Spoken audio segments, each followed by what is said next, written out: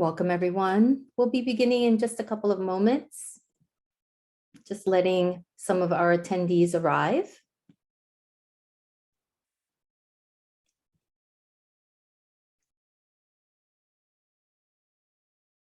Feel free to make yourself comfortable. We have a very exciting event and talk scheduled with you today.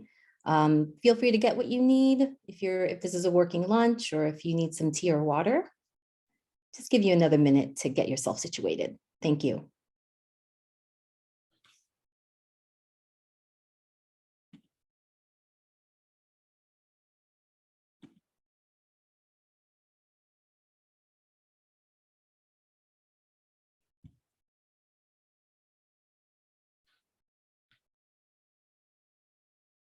Welcome. We have a number of attendees popping in right now. We can get started in just another minute. Welcome to those of you who have landed in this webinar. This is a panel talking about decolonizing the food system with some of our powerful panelists today. We're excited to have this conversation with you all.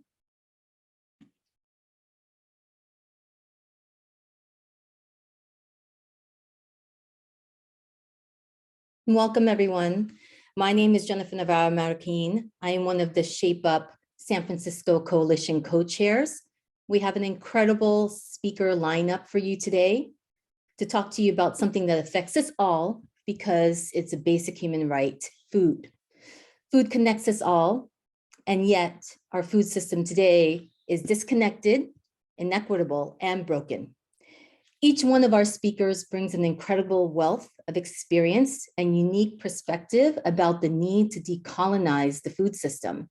This is a huge topic, one that we're not going to finish during our time here together in this 90 minutes, but I hope that this is just the beginning, that you'll join us for future conversations and actions.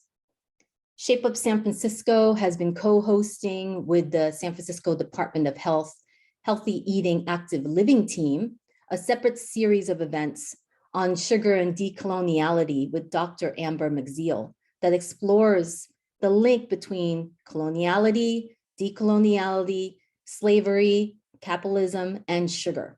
Today, we will focus more broadly on decolonizing the food system.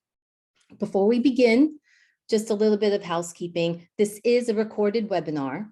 The recording and slides will be sent out to all those who registered, and you can also access all of this information and recording on the Shape Up San Francisco website, which is going to be dropped in the chat in just a moment. If you're not familiar with the website, there's a link in the chat. All participants, we just ask for you to be muted with your cameras off just to make sure that we're hearing all of the speakers to the best of everyone's ability. The chat function is enabled if you need and want to use the chat function.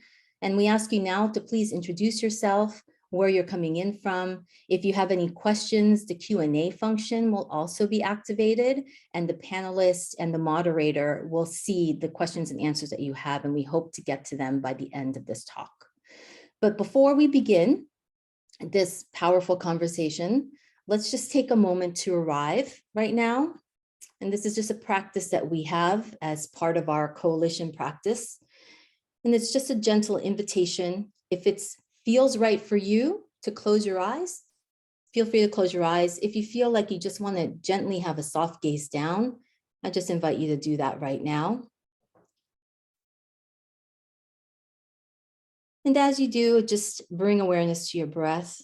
Anytime that we bring awareness to our breath, there's a natural centering and grounding. Just allow the breath to be whatever it needs to be right now. Gentle inhale and exhale of the breath. And on the inhale, feel that beautiful energy of oxygen coming in the body. And as you exhale, you can let out an audible exhale. Gentle sa or ah or whatever feels right for you right now. And as you do, there's just a natural relaxation, a gentle shift that happens as you continue this practice. Gentle inhale and exhale. And on this last collective breath, just inviting you to open up that fine ear to hear the words that we're going to be hearing today from our panelists. And then also connect that ear to the heart so that we're acting and listening with love and promoting some type of inspired action that you feel called to take after our time together today. Last breath here. And when it feels right, feels good for you, you can gently open your eyes or just allow your eyes to flutter open again. Thank you for taking that moment to arrive practice with us. And just before we move on, we just love to take this moment to acknowledge that we are on unceded territory today. And that for us, where Shape Up San Francisco Coalition lives, is on unceded ancestral homeland of the Ramaytush Ohlone, who are the original inhabitants of the San Francisco Peninsula. We recognize now that they are unceded and we are guests on these lands. And as guests, we recognize that we benefit from living and working on their traditional homelands, taking a moment that we want to pay respects and acknowledge their ancestors, elders, relatives of the Ramaytush community, and by affirming their sovereign rights as First Peoples. Also asking you to become familiar with an amazing organization called Segura de Land Trust. A link should be popping up in the chat, which we really encourage you to consider paying land tax to the unceded ancestral peoples of whatever homeland and land that you're on currently. Thank you. So moving on, just for those who aren't familiar with Shape Up Coalition, this is your first introduction, just giving a brief overview of who Shape Up is, what we do. Shape Up San Francisco was formed in 2006, and the mission is to advance health equity in San Francisco by collaborating with community partners on system changes to increase nutrition security and active living. We do so by convening mission-aligned partners to create system-level changes, providing opportunities for capacity building, policy advocacy, learning, and networking. There are many activities that happen under the Shape Up umbrella, and we'd love to share these opportunities with you on how to engage and further build solidarity and deepen community by asking you to sign up for our monthly newsletter and join in on our quarterly meetings. Feel free to do so and find out how to get involved by visiting the website. And you can also find Shape Up Coalition on social media at ShapeUpSF. So this particular talk and many amazing events and happenings, programs in San Francisco that are dealing with making health accessible to our communities is funded by the sugary drinks distributor tax, also known as the soda tax. So myself, I am one of the co-founders of Community Well and the program lead. We are a holistic healing center based in the heart of the Excelsior district of San Francisco. Community Well has been a Healthy Communities grantee of the soda tax since 2018. The soda tax funds programs, services, and events like this to improve health, eliminate health disparities, achieve equity through services and changes to the environment, systems, and policies. It is through conversations such as this one we will have today that take a look at root causes of health inequities as it relates to our food systems and coloniality to enact change within the communities we work with. So without further ado, I'd like to introduce our powerful moderator, Shakirah Simley, who will frame the conversation for us, and then we'll introduce our panelists. So those of you who don't know Shakirah, just a brief introduction to the amazing work that she does and the amazingly impactful work she does in the world. She is a writer, a seasoned organizer with almost 2 decades of experience working on social justice, food, gender, and racial equity issues. She is the executive director of Booker T. Washington Community Service Center, one of San Francisco's oldest Black-led and serving community-based organizations, and home to some of the only permanent, supportive, affordable housing for transitional aged youth in San Francisco. A champion for racial equity, a collaborative leader Shakirah continues to address systemic issues that have impacted generations of San Franciscans while uplifting the lives of families, youth, and seniors at Booker T. Shakirah has a proven track record of public service, having previously served as the inaugural director for the Office of Racial Equity for the City and County of San Francisco, served as a legislative aide for the San Francisco Board of Supervisors, and the leader of the Southeast Community Center in Bayview. She is a graduate with honors from the University of Pennsylvania, a former Fulbright Scholar of Italy. She serves as a board member for SPUR, the Legions for Girls, and Foodwise. She is a former food artisan, forever food justice advocate. She has been featured in local and national publications, including San Francisco Chronicle, KQED, New York Times, Eater, Bon Appetit, SF Standard, and National Geographic. Shakirah was recently honored as a Talented 25 by San Francisco Sun Reporter and awarded the prestigious Sears Fellowship by the Haas School of Public Service at Stanford University. The daughter of a social worker and the granddaughter of a Black Panther, Shakirah was born and raised in Harlem, New York. She has lived in San Francisco for 14 years, working to change access and opportunity for low-income communities and generations of young people to come. So thank you, Shakirah. Thank you so much for moderating this conversation, for bringing these powerful panelists together, and I will pass on the mic to you. Thank you. Thank you so much, Jennifer, for that kind opening. I really appreciate it.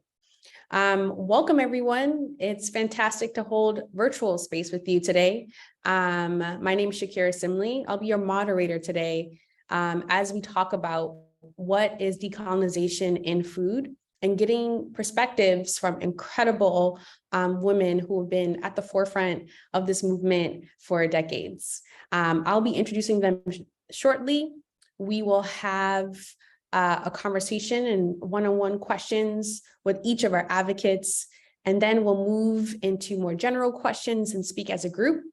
I'll leave a little bit of time at the end of our conversation for questions from the audience. We will be monitoring the Q&A and the chat for said questions. So please feel free to use those functions. We will not be able to get to everyone's questions today, so please be mindful, but I hope that this conversation is a catalyst or a spark for those of you who are new to this topic, or it serves as affirmation and serves as something to keep those inner flames alive for those of you who have been doing this work for years. I also want to acknowledge the tremendous wisdom and intellect and brilliance that is not on the panel, but is in the chat and on this call, or for those of you who are watching from home.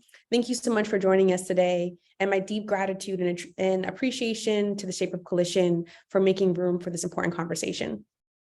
Before we jump in, I want to make sure that we're all speaking the same language and that we have a rooted understanding in what decoloniality in food and agriculture means.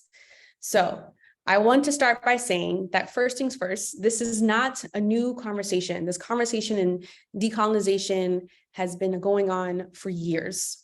However, I will say it's an urgent one, given what we've been seeing with climate injustice and climate change, given what we've seen in the fight for land back with our Indigenous and First Nations peoples, given what we've seen in the fight through Black Lives Matter and reparations on behalf of our Black and African community and former enslaved people in this country.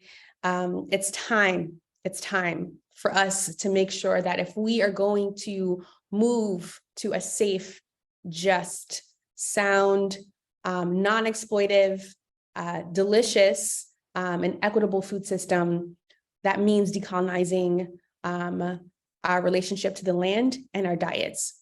I want to root our understanding in a few places.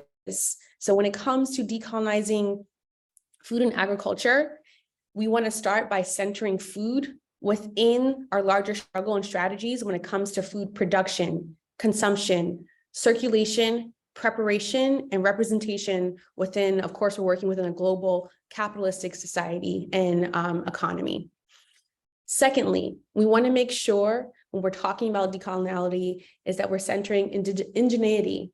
And that is not a static definition. It means standing in solidarity with Indigenous, First Nations peoples, and making sure that we're uplifting the bio, cultural, linguistic, and cognitive diversity when it comes to those different communities across the planet.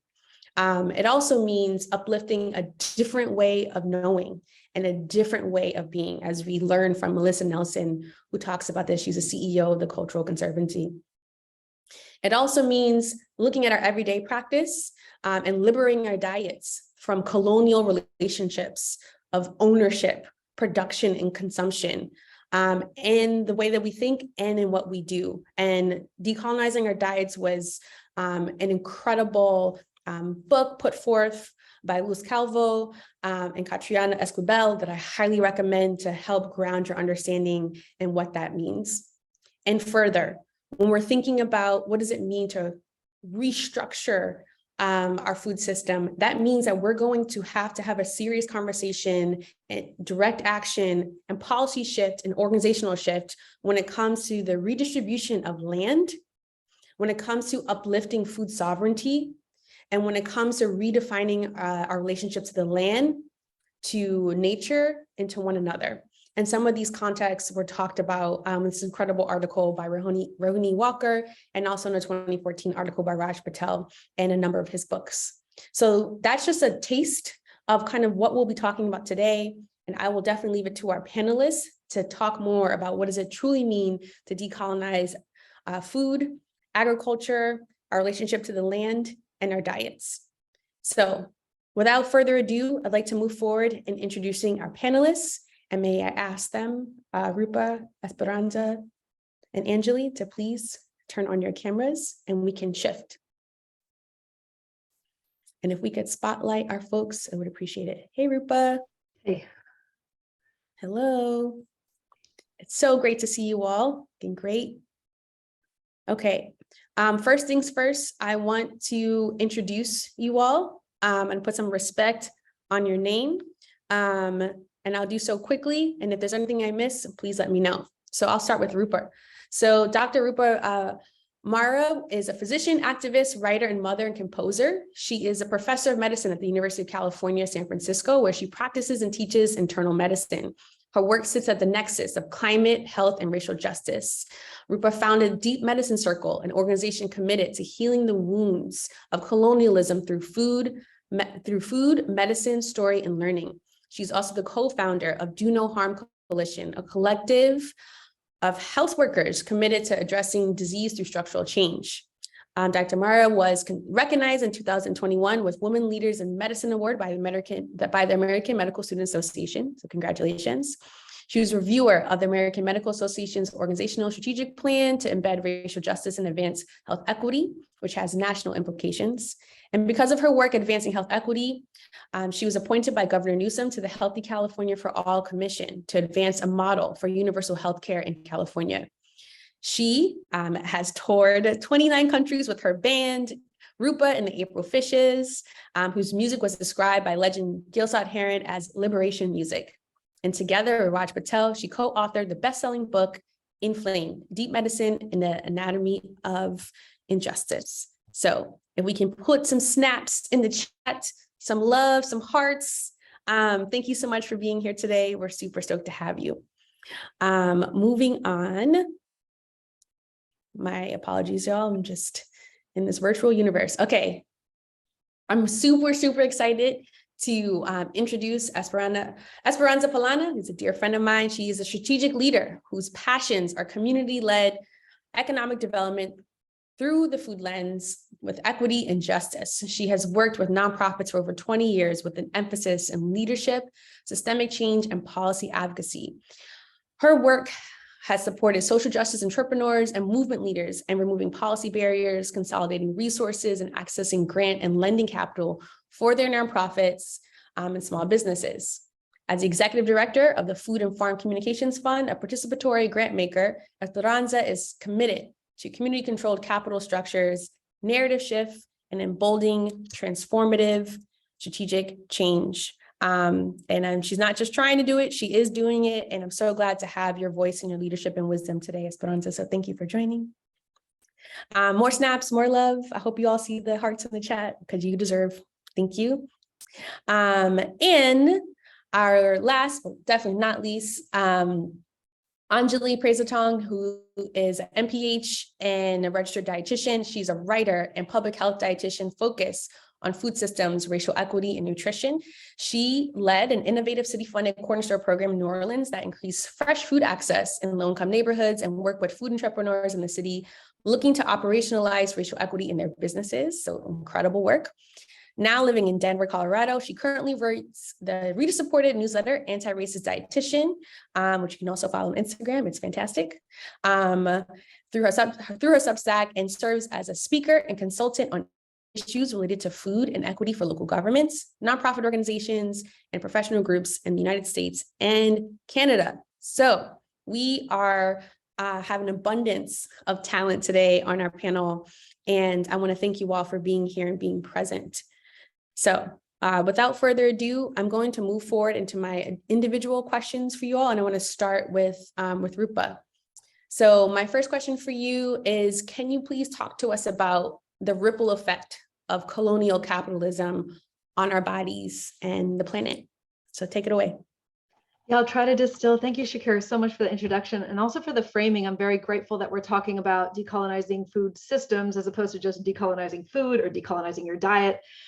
Because when we're talking about decolonization, I really think of it along a systemic change, a need to rearrange the structures of power that were put in place about 400 to 600 years ago through a mindset that separated people from one another, from our duties of care to each other and the web of life. And so to distill thousands of pages of research that Raj Patel and I did for our book, Inflamed, Deep Medicine and the Anatomy of Injustice, we detail how this sundering of our duties to care has caused damage. And the outcome of that damage, the damaged relationships of humans to one another and to the web of life, the outcome of that damage is chronic inflammation. And it's not just a metaphor, and that's what we really detail in the book. The immune system's response to damage or the threat of damage, so stress, for example, chronic stress, intergenerational trauma, PTSD, these kinds of things, is a SOS response. And the innate immune system, when it has this SOS response, that response is supposed to go quiet when a wound is healed, or when an acute inflammatory, when a stress response is quieted, that response goes quiet. But when that stress response is ongoing, the body and the immune system creates collateral damage, and we see that in the form of chronic inflammatory disease. We see alterations on the cellular level of the immune system cells that are generating inflammation and inflammatory states within all the tissues of the bodies. And so when we look at the diseases that I treat as a hospital medicine doctor at UCSF, whether we're talking about cancer or diabetes or chronic kidney disease, now the leading cause of liver failure in the United States is an inflammatory condition. Depression, anxiety, all of these things have in their pathogenesis as diseases inflammation. And we're seeing the traces of this stress in our cells in all of these tissues. What's so fascinating about chronic inflammatory disease is that what is more predictive than your genome, because what we learn about in medical school is all about your genetic propensity for these diseases, is actually the sum of your lifetime exposures. And that's called the exposome. And the exposome includes everything from whether or not you're breathing the toxic air in East Oakland because of all of the industry that's been forcibly put there, whether you're exposed to racist police violence, whether you're walking down to the corner store and all of the options you have to buy are processed foods, ultra processed foods, or whether you don't even have money to procure any foods for yourself or your family. All of those things are more predictive. The stress response that they set off in the body are more predictive for the development of chronic inflammatory disease than even your genetics. But we don't learn about that in medical school. So if these diseases are being caused by what we can call a toxic exposome, in order to change the outcomes of these diseases, we need to start working on the level of the exposome, and that's systemic and structural change. The exposome that was created at the dawn of colonialism and capitalism, not just any colonialism, but this latest wave of colonialism, which we talk about as colonial capitalism. This system of extraction, along with cultural erasure, has caused devastation, not only for cultures and their relationships to their food systems around the world, but also to whole entire ecosystems. And that is something that we have not yet seen in human history at the scale that it's happening right now. And that is an urgent call for change at the level of the structures so that we can start to see health. The corollary of that is that societies that live with exposomes that aren't structured through colonial capitalism actually have an almost invisible rates of chronic inflammatory disease. And I'm thinking about my dear friend, Namonte Nenkemo, who is a Warani activist in the Amazon. And she's from the uncontacted tribes down there. And their communities have no diabetes. They have no cancer. They have no even age-associated hypertension, which we thought everybody gets. It's an inflammatory phenomenon. So what is it about the way our food system has been structured through colonial capitalism that can be changed in order to promote whole systems health for everybody and whole systems nutrition? And that's really what I have been spending a lot of my time looking at, and then actually getting in the weeds, literally, on these two farms that we're working with the Deep Medicine Circle.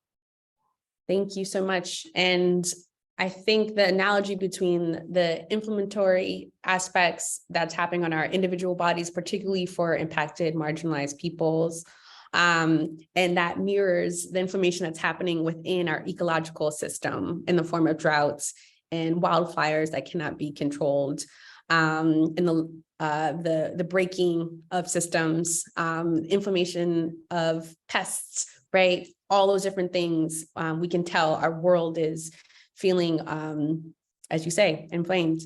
However, I want to talk about getting in the weeds a little bit, literally, and the antidote to that inflammation, which is the work that you're doing through Deep Medicine Circle. And at Booker T, we are so grateful to have this partnership with you and nourishing our community in a really radical, healthy, delicious way. So can you talk to us about how Deep Medicine Circle is dismantling those capitalist models and taking that inflammation on head first? Yeah, we're very excited to be advancing a food system model that is replicable and that can simultaneously address climate justice, health justice, economic justice, social justice. And we call this model Farming as Medicine. And it's got 4 parts to it. And we're working on a 38-acre farm in Ramaytush territory down in San Gregorio and a 1-acre rooftop farm in Oakland. And the first part of the work is land back where we can. So giving land back to Native people, to Ohlone people, and reasserting their sovereignty in their homelands and partnering together to advance their cultural agendas and their ecological restorational agendas. So what that looks like down on the farm that we're at is to do the ecological restoration, move the land back to Ohlone hands, and partner to imagine what is it like to farm and create food in a way that uplifts the values of caring for the earth and feeding the people, which is what always happened in Ohlone territories. There wasn't hunger. People weren't unhoused. You don't see signs of that in the archaeological record. You don't see that kind of desperation. That desperation has been engineered through capitalism. So we can engineer different ways through care. So land back, the second part is that we frame all of our farmers as stewards of our health, because we know that our health starts in the soil, how we grow our foods. So we use agroecology and traditional ecological knowledge to grow all the foods that we grow. Last year, on about 2 acres of production space, we grew and gave away 36,000 pounds of organic food. And that's just getting started. This year, we're on track to at least double that at both of these farms. And we are doing that through restoring our soil, not through extracting from it, which is beautiful. The third part is we decommodify all of our food. So if capitalism and the colonial structures of power have injured people through the food system and taken away the local relationships of food, we believe we can restore that by creating urban and peri-urban rural corridors of connecting people to their foods and to the people that create the foods. And then the fourth part is when food has been liberated from the market mentality of capitalism, it can be what has always been for us humans, which is a medicine. We can restore our relationships to our foods, to our seeds, and to one another through these acts of care. And that's the work that we've been doing. And we are already seeing, Shakirah, beautiful outcomes in the people who receive the food, in the farmers, in the land, in our native community partners. So it's been really exciting. And we can see how healthcare system dollars and dollars right now that are going to capitalist middlemen to distribute food could actually go straight to farmers who've been historically marginalized from relationships to land and relationships to leadership in the food system to create, basically health for everybody. Thank you so much. I really appreciate your framing and this model, and we cannot do this work without farmers. And I appreciate you making sure that we're centering our folks who land that we stand upon, and making sure that their lives and needs, and which is not in the past or in history or static version. This is real and at the forefront to making sure that we're being conscientious on who leads this work and how. So I commend you for the work that you're doing within academia and hospital rooms and on a farm. But I want us to push us to the forefront of philanthropy and switch gears a little bit with Esperanza, who, you've been, I think, a good troublemaker for as long as I've known you, for almost 15 years. And I want to talk to you in this role that you have stepped in, and making sure that as an organizer, we say, like, we need everybody everywhere. And what can we do, what is philanthropy's and our funders' role in promoting and affirming the need for decolonization in our food and ag system? So I'll pass it over to you. Thank you. So big topic, big question, and just listening to Rupa speak really kind of brought me into that larger context. So I want to start a little bit from the larger context, which is when we're talking about decolonization, what are we really going for? What are we doing? And I would say this is about returning to that understanding, which runs across all cultures, if you really want to look for it, an understanding that our bodies are no separate from Earth as a body, that our body is sacred as Earth, and the bodies around us are sacred. And actually, we're all interconnected. So whenever we think something is disposable, let's say plastic, and we throw it out somewhere on Earth, thinking that it will not pop up again, we find it actually embedded in our own bodies.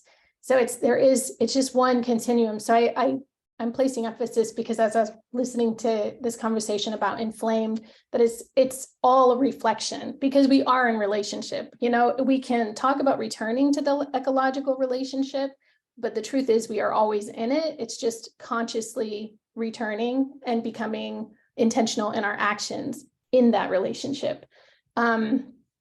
So having said that, I also wanted to say that in terms of what's the role of philanthropy, I wanted to acknowledge that the practice of giving, reciprocity, and caring for our vulnerable communities and community members has been established across this land and within many cultures.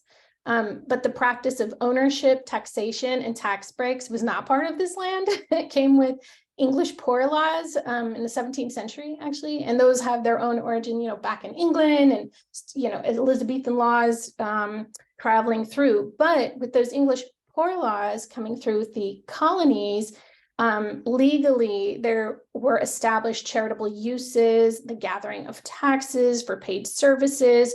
It's where parishes became defined, churches became defined as parish leaders, and were given power to, in fact, were mandated that they had to provide relief and were tax exempt. So they were collecting taxes, they had to provide relief, and they were the first tax exempt organizations within the colonies.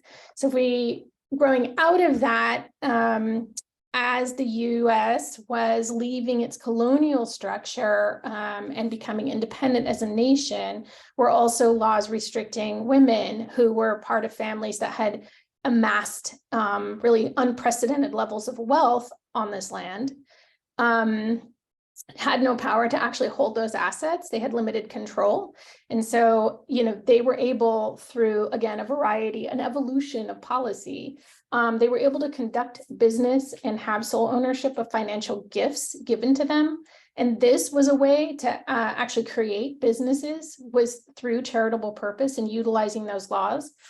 Because it could also engage in legal matters. So white women who had access to that level of wealth began to focus.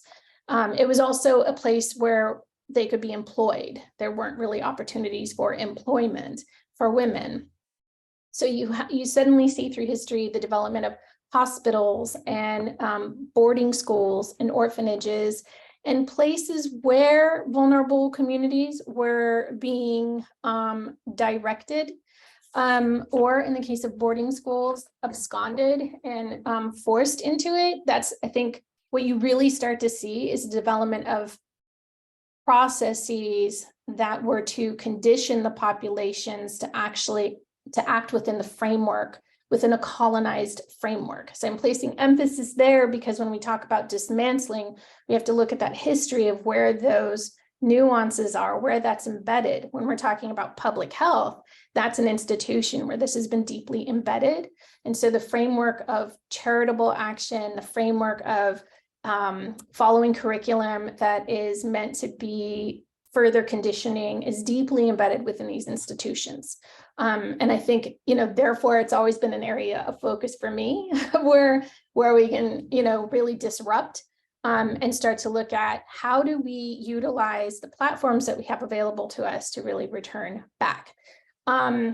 So having said that, part of this question was, what can philanthropy do? So I think disrupting those practices. Moving away from a charitable framework, which is really about going again, right back to that structure. Charitable frameworks have been and continue to be providing some relief from the harm caused by damaging systems rather than seeing the harm, or rather than actually disrupting that harm, and often end up with the narrative that the harm is a necessary outcome in order to deliver the services to those that need them, right? Rather, again, than disruption. So if we're looking for equity, if we're looking for justice, we're looking for a different system, then we have to look beyond just charitable practices. So I would say that's a big place of opportunity within philanthropy and other capital structures. It's not just philanthropy, capital structures. I think that also specifically within philanthropy is the opportunity to take risk. So we're talking about, often grant money, 0% capital type money. That's what you should be maximizing risk with. That's where you should try all the things that haven't been tried. That's where if someone is afraid of shifting power, you should do exactly that within the sector because that's what it's there for. I also think there's the opportunity to shift leadership to the communities most impacted by systemic inequities. I think that's one area of us, perceive risk where philanthropy can do more and should be doing more. I think in that, reclaiming democracy by instituting community-led processes, and that's to be distinguished from the approach to top-down holding the process and still governing the process, but going into communities and asking them for their advice and direction, but then taking it back and deciding what then to do with all of that. I really do mean community-led processes where the power is held by the community within the community. I think I have on my list, get out of the way. Yep, exactly. Should have been top of the list. Get out of the way. And I think other examples of practices that are part of that, get out of the way, let the community lead, give us what we need, is give the land back, lift up the narratives and the policy priorities that are coming from within communities. Like I said, not to extract it, but actually allow us to lead that by us, for us. Create pathways for community controlled capital. And I think that's a huge one within philanthropy and again, other capital structures, particularly when funds are coming from for example, federal or state. They're coming from our taxes. They're coming from communities. I think the sugar sweetened beverage tax is a good example of that. When it's coming from our pockets, it should actually be led by us. These should be community controlled capital mechanisms. So those are my examples of what we could be doing, why we should be doing them. Thank you, Esperanza. I think I just want to put a fine point on something really important that you said, which was within, philanthropy is derived from capital structures, and beyond just charitable giving, instead of, just setting aside, large contributions, it's also about doing less harm and mitigating the harm that has been done and acknowledging that harm done within our capitalist structures. And when we talk about decolonization, we are talking about, as Rupa says, decarbonizing land and, stepping out of the way and shifting power. So it's not just enough to just give money or time, it's also shifting that priority setting, that leadership, those voices, those spaces, and seeding that to folks who are most impacted by the problems we're trying to solve. So I'll pass it back to you, Esperanza. Thank you. Absolutely. In fact, something that I wanted to say, because we're talking about food and farm, is, part of what I mapped out in the history of this path is a dismantling of our cultures and using those very institutions, hospitals, healthcare, the healthcare system, educational institutions. Those were utilized very intentionally. I mean, my favorite example is the Americanization program, but it actually predates even the Americanization program. They were used to dismantle our cultures. They were used to diminish our belief systems. We were literally told, this is still written in history. You can find this. There were warnings that our practices, Indigenous and Mexican American communities, our food practices would lead to lazy and morally defective children. This was truly believed.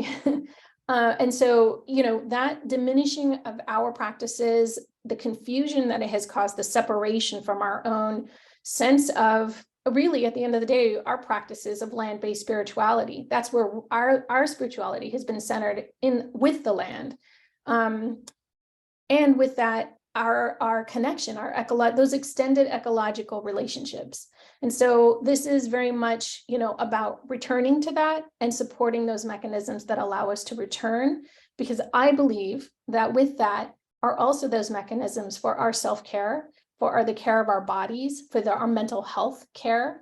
All of that is connected to these deeper cultural, familial practices that have been disrupted, but are still present. Mm-hmm. Thank you. I want to uplift this point about our bodies and how these structures operate outside of us and within us. And we see that within the role of dietetics. And I want to bring Anjali into this conversation, given your work as our anti-racist dietitian.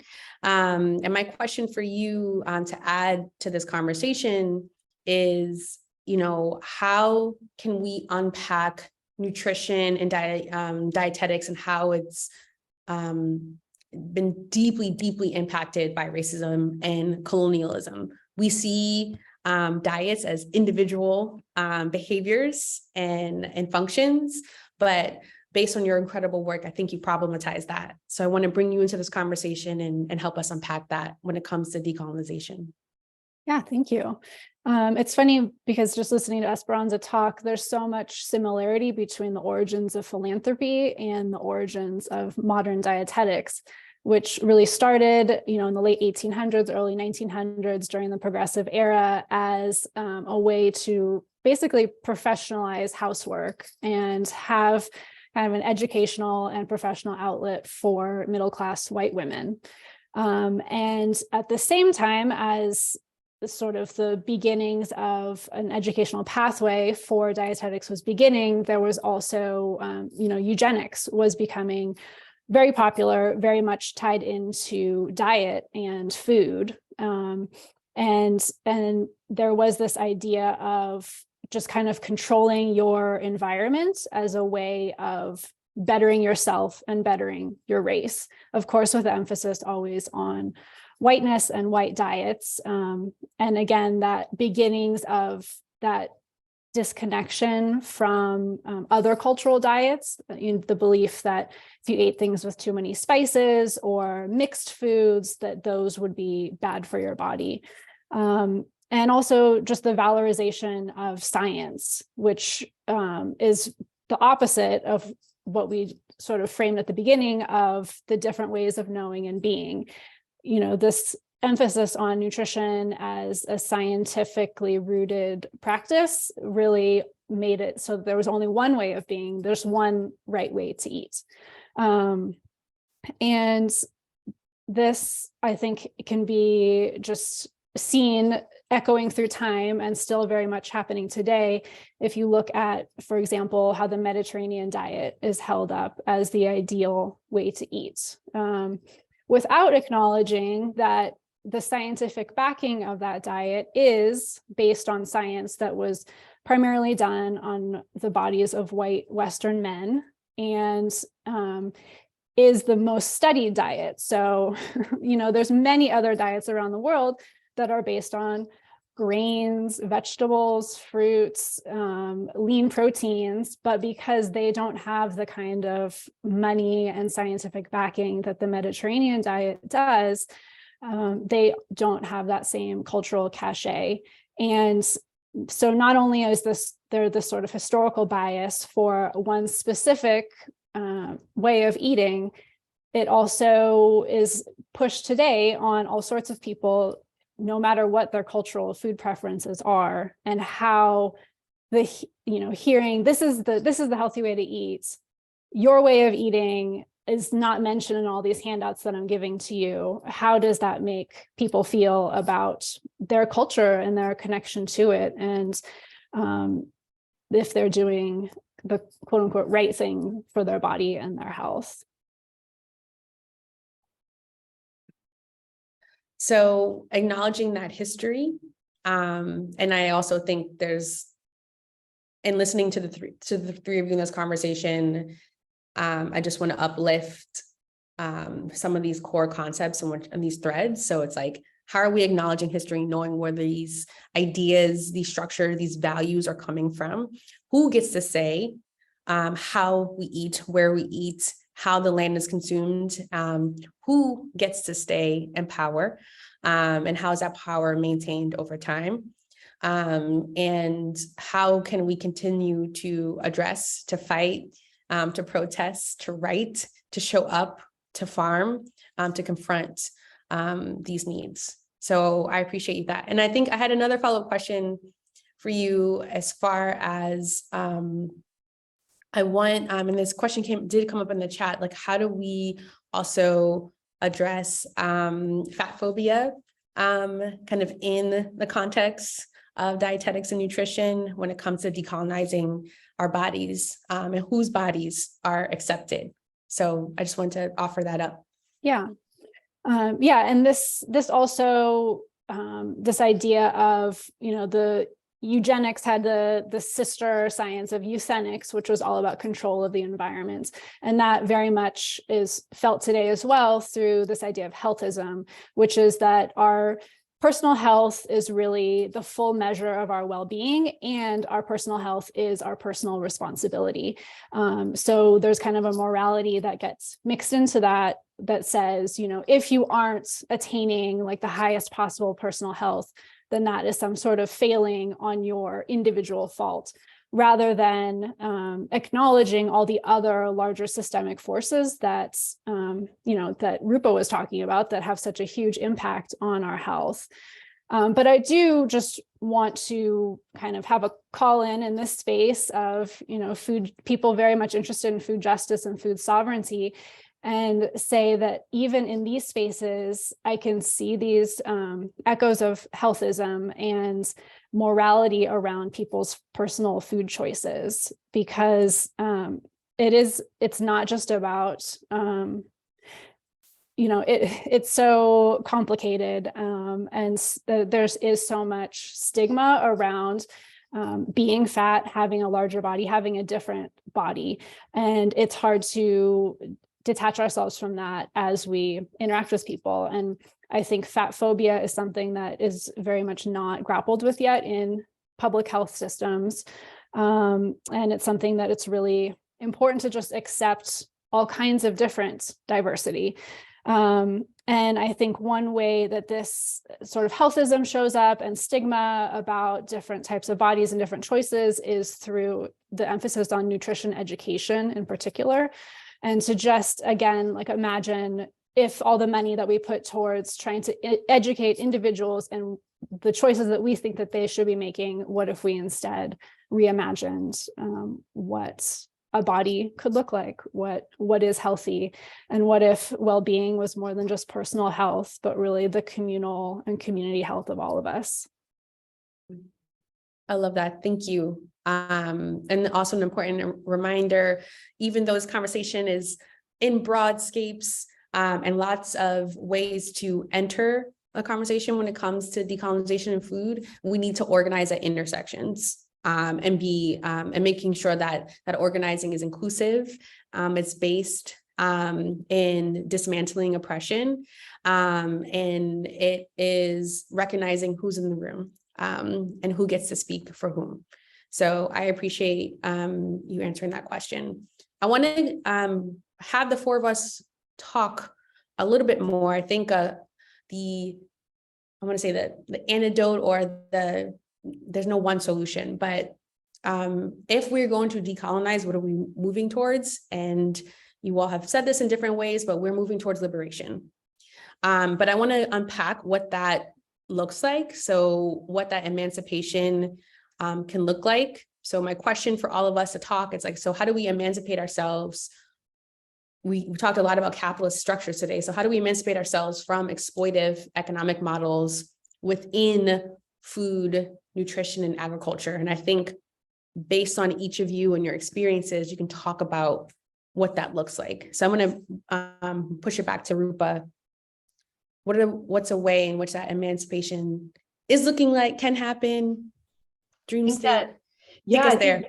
I think that just the simple idea that farmers should be fully supported in their livelihoods for taking care of the earth, which means everything from stewarding the soil, and where we are working, there's a creek, and the red-legged frog, it's endangered, is in our watershed, is in that watershed, and salmon, coho salmon, are in that creek. And so the way that we farm is to be very conservative with the water, so that we make sure that the trout and the salmon and the frogs and the newts have all the water they need, which means that we're looking at bringing a beaver back to that watershed. We're looking at who we can partner with who used to be there to help keep the system healthy and robust.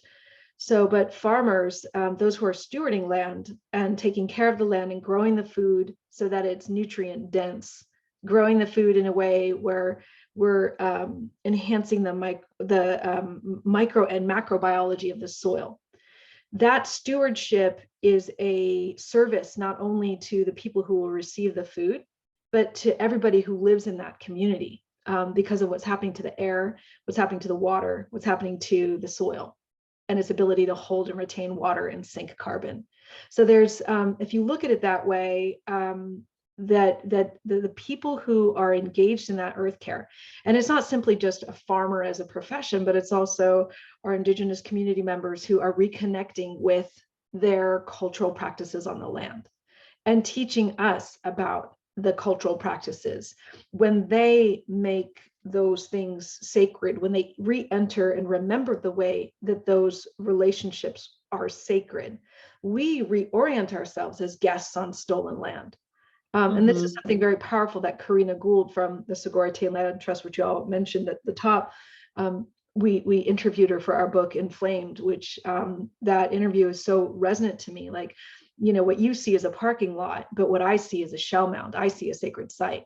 And when you start to look through other people's eyes about the land that we are on and our place as diasporic people on that land, we can start to reorient ourselves into what it can be. outside of the mentality of private property, outside of the mentality of, okay, you're unhoused. I mean, we have millions of square feet. I just saw vacant in San Francisco right now. Millions of square feet of shelter are vacant. And how many people are still left outside on the streets? You know, we have people in government in San Francisco who left thousands of people on the streets during the Delta surge, during AQIs of over 400 when the air was too toxic to breathe. So it's not just our food system. We are living in a toxic culture that will leave people disposable. And so to emancipate yourself, I see it as just starting to commit ourselves to the radical act of just noticing other beings and noticing where we are and noticing that that has never been that way for thousands of years on this land. This mentality of ignoring each other and treating each other like disposable is relatively new. So we can actually undo that. And that is why we spend so much time thinking about cosmology. We talk about outlooks and worldviews. This isn't, you know, of course, it's a structural change in policy, but it must be led by a worldview, like Esperanza was talking about, that reconnects us, that allows us to see that we actually are the skin of our mother, that we are all interconnected, that we are all in a sacred circle of humanity, and that we all need to heal collectively. And so for us, it's the simple act that farmers and stewards of land should be paid, should be supported in their livelihoods to take care of all of us. And when they are cared for and the earth is cared for, we can all be well. And then it's, you know, we have been giving away this organic food to communities, people who are making less than $15,000 a year. And we do surveys every few months to ask, you know, how do you feel about the food? What do you want us to grow? What are the cultures you're coming from? So we understand and we're growing culturally responsive foods. And in those surveys, everybody wants organic food. Everybody wants it. They're like, we know this is better for us. We know it's not poisoning the earth. We know it's not poisoning our campesino friends in the fields. We want organic foods. Why can't you get it? It's too expensive. Well, why do we have that health apartheid? That is again created by structures where only if you're wealthy that can you eat in a way that won't disrupt your own internal microbiota, won't disrupt your own internal systems. So yes, it's like, I don't think you actually have to educate as much, you just have to make it accessible.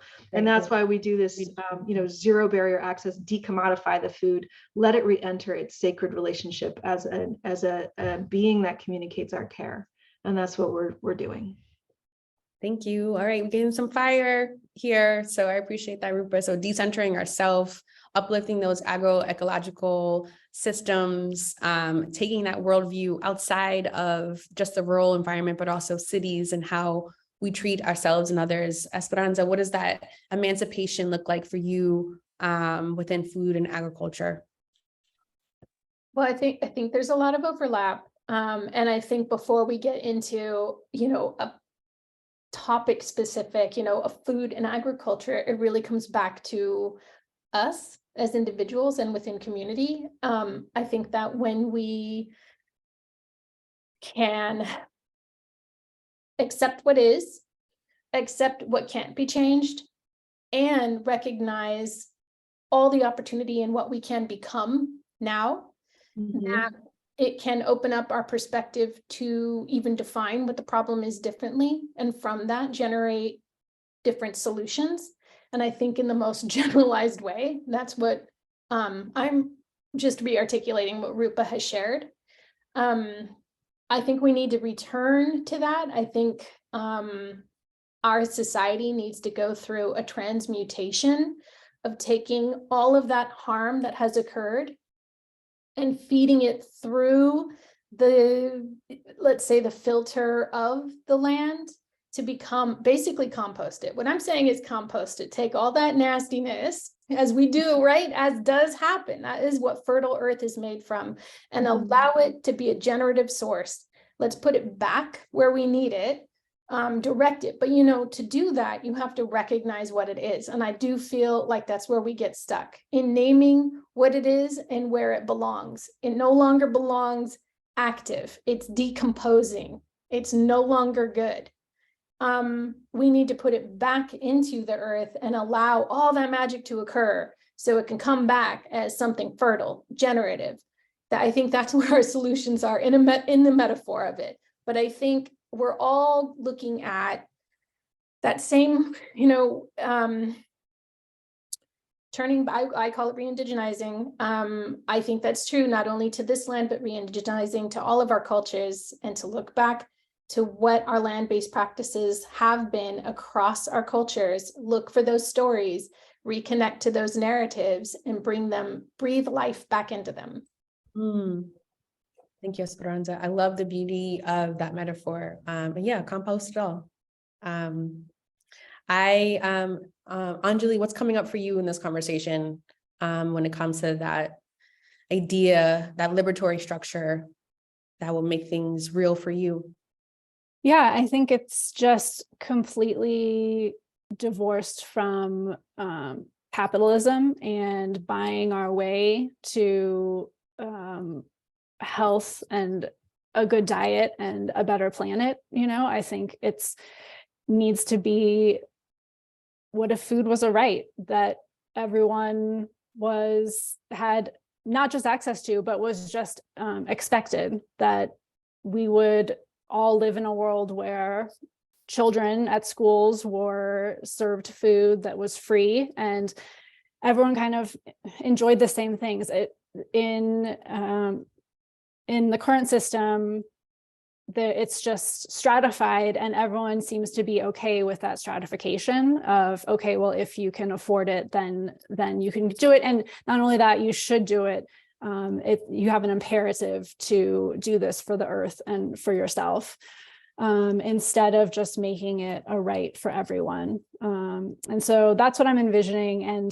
And also just thinking about, as someone who is the mother of 2 young children, the actual labor and time that goes into feeding yourself and feeding your family. And what if that was communally shared rather than individually expected? New Orleans, during the initial lockdowns, they had a lot of unemployed chefs and a lot of people who weren't able to provision food for themselves or make meals. And so they ended up using funding to ask the chefs to make meals, which then anyone could request for free. So just thinking about, what if food was available for all, and it didn't rely on the labor of mostly mothers to get it in front of you. So I want to get more into that kind of that brass tacks. I want to ground this conversation and, what are some of the ways and models, policies and actions that you have seen to be effective, or at least moving towards this idea and this emancipation or this liberation. Anjali talks about food for all. The only time most recently in which food became for all was in the middle of a disaster, right? In the middle of a pandemic. And we had that, the creation of community-led mutual aid and infrastructure that literally fed millions of Americans when a lot of our structures around us that was supposed to feed us failed. We still are heavily reliant on cheap exploitive labor in order to get food on the table when it comes to our farm workers, to retail workers trying to organize, to moms who are overburdened and overworked. We are, the folks who control our food is becoming fewer and fewer as, corporations and folks consolidate and control our waterways, land, and whatnot. So I want to, in that scope, what are the ways in which we can literally decommodify these places? Where do we target? And you can speak from your specific professional experience or what you've seen personally. I want to kick it to Esperanza, kind of getting more brass tacks, where are those solutions when it comes to decolonizing our food system? Yes. I think we need to support regional food systems. I think if we're looking at, the continued and growing impact of climate chaos being caused by the commodification of basic needs, I think we're seeing, just within California, Central Valley is being flooded. That's going to continue. Farms are being flooded. So that's a source of production. that's being affected. So we really do need to think about what these regional places are. We need to think about the ecosystem of small farmers within that, because the more that we are supporting those healthy practices, agricultural practices that are actually taking care of the soil, we're ensuring food not only in the immediate sense, but for the long term, because they're actually creating spaces where they are healing the earth, they're healing. A lot of these models also are cooperative models, so they're healing our structures and our belief in cooperative models and collective action.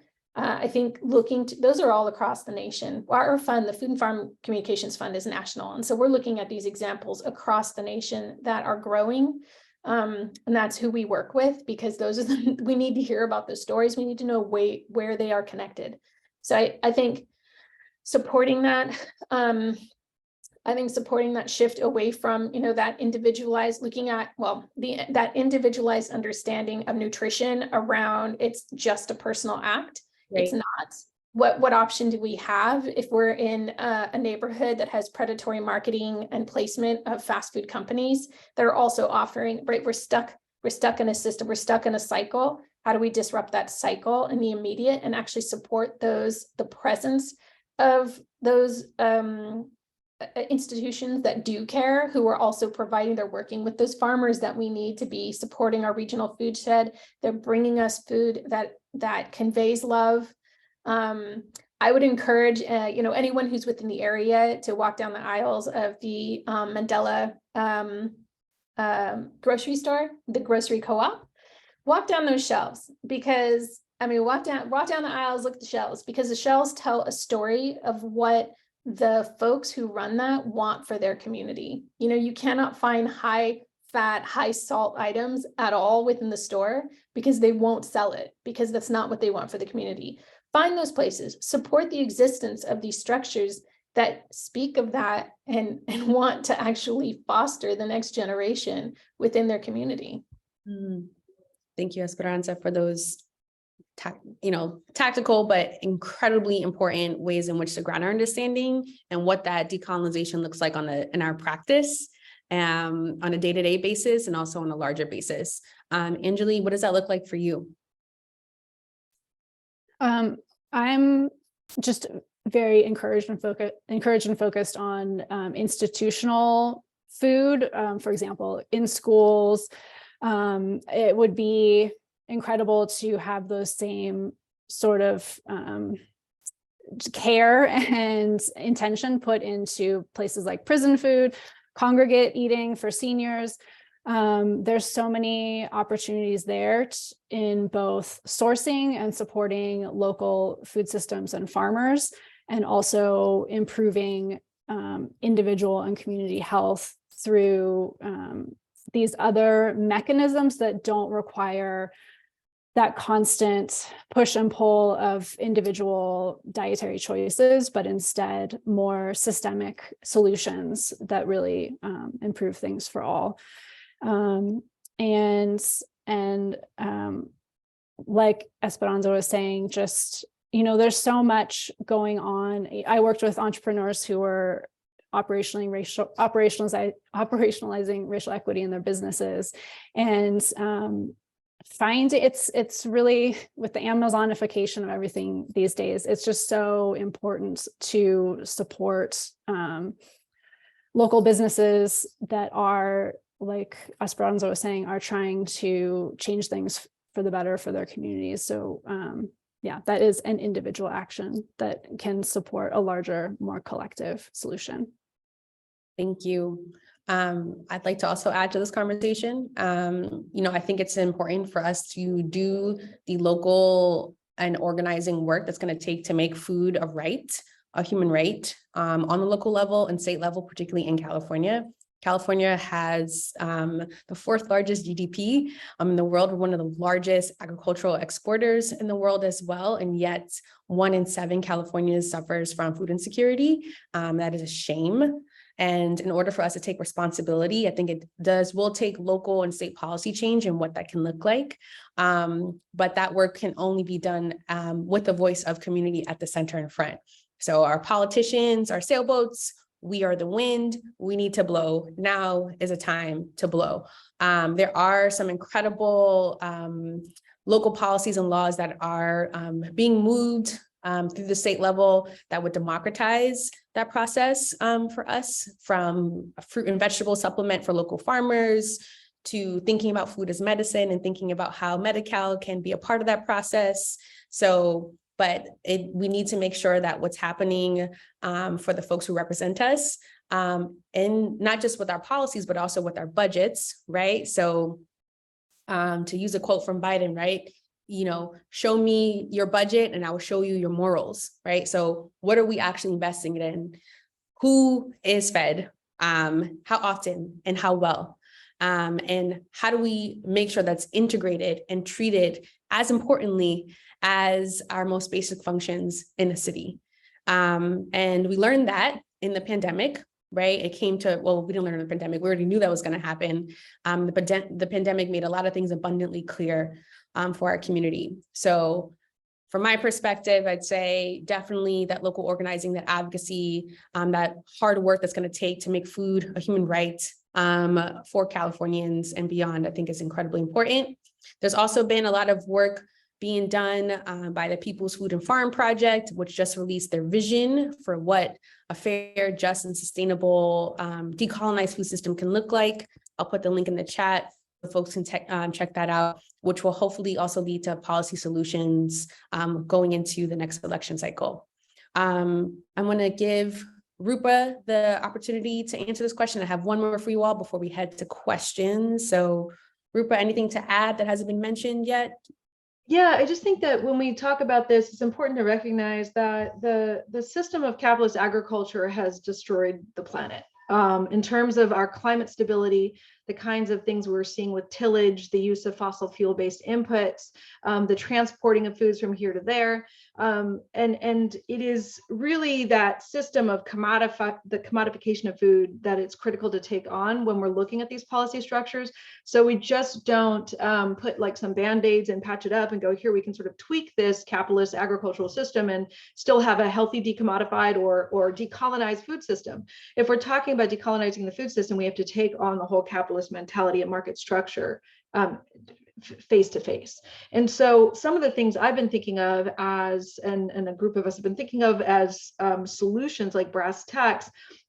First of all, is in California, we need to stop all fossil fuel-based inputs in our farming systems. We're destroying our soils. And as we're seeing with Tulare Lake coming back, our hydrology, our soil systems are completely screwed up in this state, which on a large scale would be awesome if it could be land back initiatives and partnering with the native communities who are still here, who know how to take care of those lands broad scale. We need to break up these large farms that are taking over our valley with this toxic monocropping systems and break them up into smaller systems where that land can literally be healed through the kinds of practices that we're doing down at the San Gregorio farm that was blasted for decades with paraquat. That soil is revitalizing.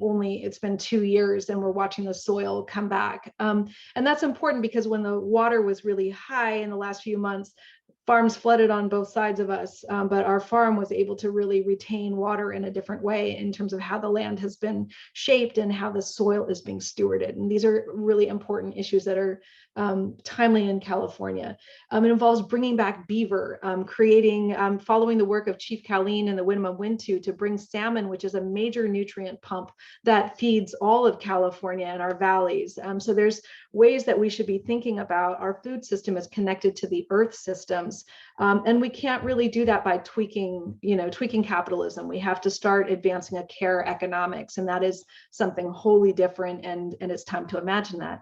And so people are like, what does that mean in real terms? It means moving forward policies like Shakirah and I have talked about. Food is a public utility, the right to universal basic nutrition, and not just any food, not food that you can get, through these giant aggregators, but food grown locally through peri-urban and urban farms, rural farms, where there are justice practices, where there is land back practices, where there is agroecological practices and land stewardship.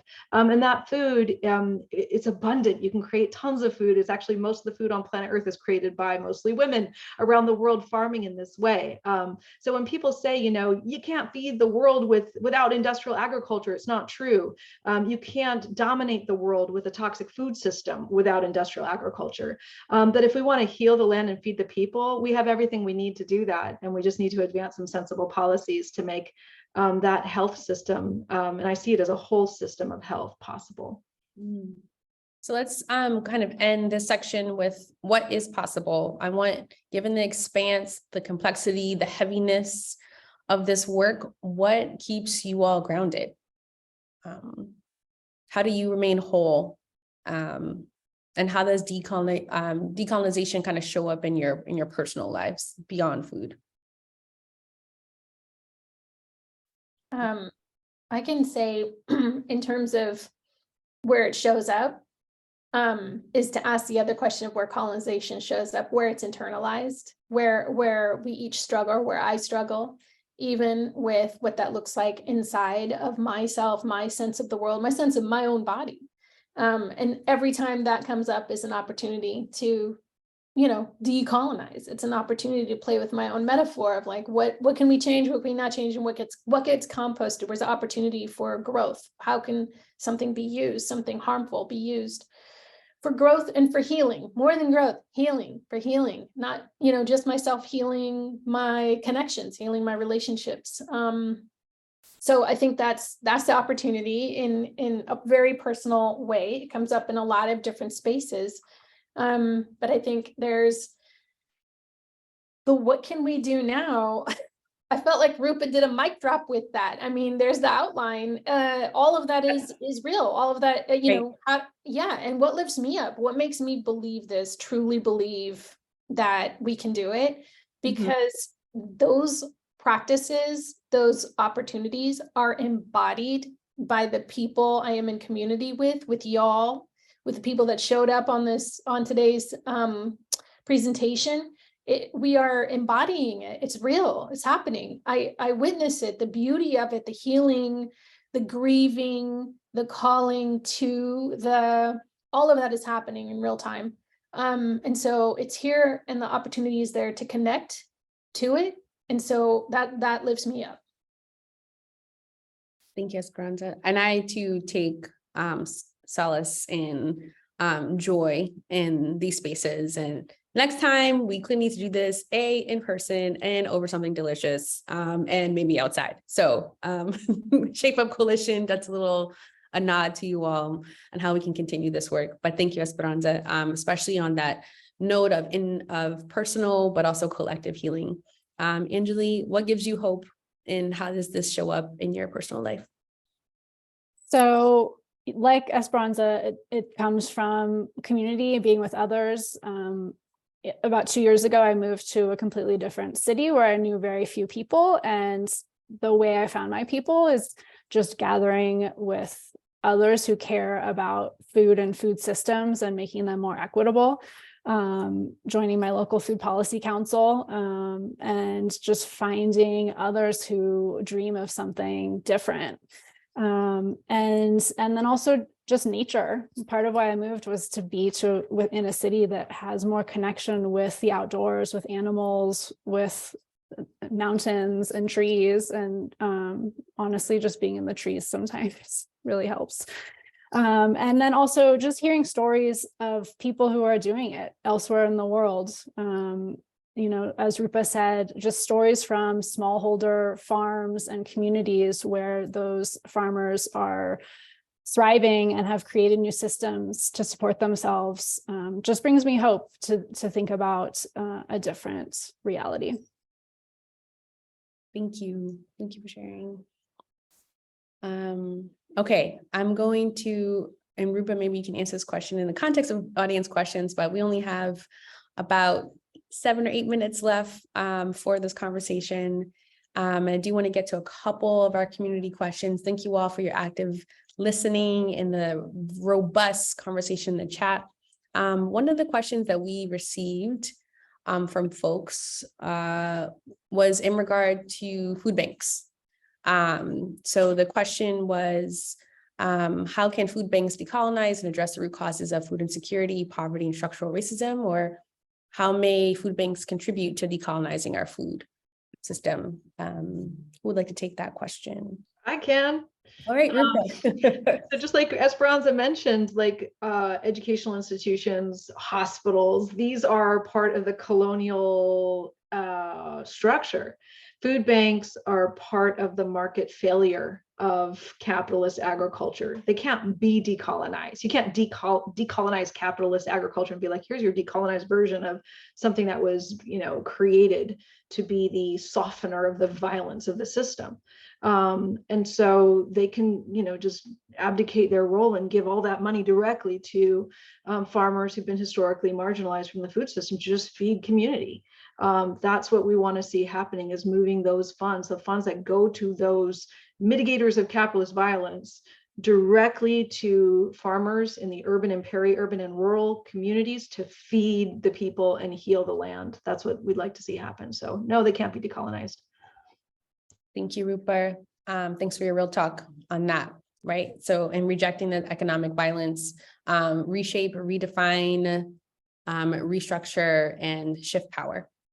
Another question that came up a couple of times in different aspects, folks were asking, how can they do this work in a non-performative way, or a way that's superficial? So, beyond shopping at the farmer's market or anything like that, how can people show up in a way that is sincere and authentic? Who wants to take that one on? Let's see. I'll give you a moment to let it marinate.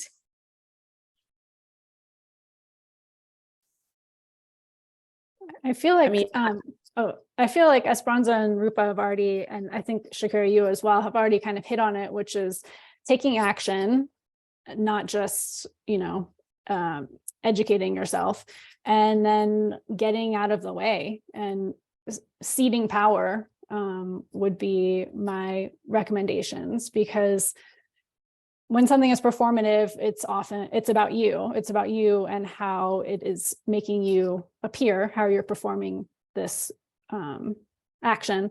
And true, deep change comes from, being in proximity to those most impacted and doing what you can to support them in bringing about the change that they want to bring about. So it's just not about you. So any way that you can make it not about you, I think, takes it away from being a performative action into true action. Yeah, hear to that. Thank you. And I would also say it's sometimes that change or that shift or that work hurts. It's uncomfortable, it's messy, it's sticky, it's not polite, it's disruptive. And but sometimes that's what's needed in order to get towards to justice. So I'd also want to bring that up. Okay. Any other responses to that question before I go into our next one? Well, I think about again, those people who are left outside in the Delta surge and the AQI of 400 of Banko Brown, who was just shot in front of Walgreens, or killed in front of Walgreens, and Brooke Jenkins, SF DA, just wanting to do nothing about it. The way that we can show up for the injustices of colonization that are happening every single day, so that it's not just out there and like, oh, how do I change a food system, but how do I start to repair the ways in which I have sundered my care for my fellow human from myself in my everyday world as I'm walking down the street. And in those moments where we start to reconnect those severed connections, that's where it ceases to be performative, because you start to see the violence and how your care can shift that as it becomes amplified, not just through your practice of care, but then through policies of care and economics of care and politics of care. And so I do believe it is a thing, like Esperanza was saying, of the personal, like deeply personal and collective. And so starting to wake up and notice the violence is happening right now and getting involved to stop it. Thank you, Rupa. And my last kind of minute of questions, there's been a call for resources or materials that you all could potentially share to help folks continue their learning and action. I want to use this as an opportunity for you all to do that either verbally or in the chat. Yeah, I'll share, I think in this session, it's really hard for me to list out all of the possible solutions because again, what lifts me up is I'm in this place where I'm seeing the stories, the narratives, the outcomes of folks across the nation. And so I would encourage, if you want to feel that, if you want to feel inspired and where solution is, go to our website, look at our grantee list and go check out their work. Go see what Black Farmer Fund is doing in terms of investment to farmers, the kind of technical assistance they're providing, the community cultural connection that's being provided. Go look at our grantee list and see all of the, be inspired and get involved. Thank you. Thank you. I want to share that an incredible organizing coalition that I co-lead with Farming Hope and the API Council called FACTS, which is Food and Agriculture Action Coalition Towards Sovereignty, based here in San Francisco. We'll be having a political action dinner on May 19th. I'll put the link in the chat for those who want to break bread with us, understand how we can organize together to push for greater food sovereignty in San Francisco, and also push the city on its investments in our local BIPOC communities when it comes to nourishing ourselves. So I want to share that. Esperanza, thank you for sharing that link. Anjali, Rupa, any last kind of things you'd like to uplift? Check out the work of the Deep Medicine Circle. We're a 501c3 nonprofit. We are growing. It looks like we are going to be we've been doing job training and it's been so desired. A lot of community groups are asking us about our farmer technical training because we grow hella food. We grow so much food. And now we are looking at how to operationalize building out some more of these rooftop farms that and then putting them to operation to grow free food for community. So yeah, I will. I think I already dropped a link for Deep Medicine Circle. And if folks want to read our book, it's a helpful, we crafted a bunch of stones so you could throw them really well with all the science behind them. So take a look at the book Inflamed. And if you have any questions, just hit me up. Thank you. Thank you so much, Rupa. And Anjali, anything you'd like to share? Yeah, just a quick one. Well, I love Rupa's book, first of all, so go buy her book. But also I love just reading stories of hope and different systems, food systems that are really inspiring and trying different things. So I'm going to drop a Substack newsletter in that I follow that gives me those stories of hope. Thank you so much. If you all in the chat or via emoji, can we give some love to our incredible panelists for their wisdom, their real talk, their fire today. We are so grateful for you leading us in this conversation on decolonizing food and agriculture. I want to thank the Shape Up Coalition so much for hosting this space. I'm going to pass it back to Jennifer, but thank you everyone. Once again, I'm Shakirah Simley and happy to have moderated, and peace. Thanks everybody. Thank you, Shakirah. Thank you, Shakirah. Thank you, panelists. Can we all just take one collective breath here, because there was so much that was shared during that talk. So let's just take one collective breath before we close. Whew, so much goodness and wisdom. So on behalf of the Shape Up Coalition and the San Francisco Department of Health HEAL team, I want to thank Shakirah for moderating this conversation, and to our esteemed panelists for their insights. To all of you who joined today, I trust you learned something new this afternoon, and we look forward to continue this conversation with each of you. We hope to convene, like Shakirah said, in person with something yummy, breaking bread together as we further this important conversation and initiative. If you haven't already, please sign up for our newsletter to be updated on all upcoming events. The link is in the chat. And there's one more slide. We would definitely want you to keep connecting to our panelists. To stay connected with Shakirah, Rupa, Esperanza, and Anjali, here are their social handles.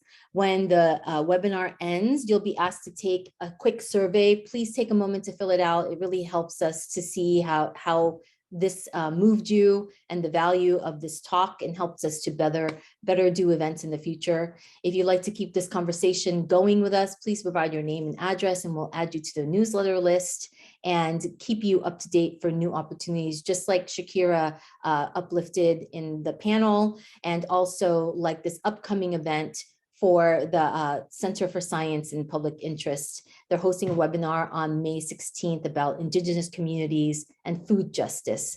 So for more information on that and to register, a link is popping up in the chat. Thank you so much for joining us. And this recording and all of these resources will be up on the Shape Up San Francisco website. Have a wonderful day. Thank you so much. And thank you for the work that you do for our communities.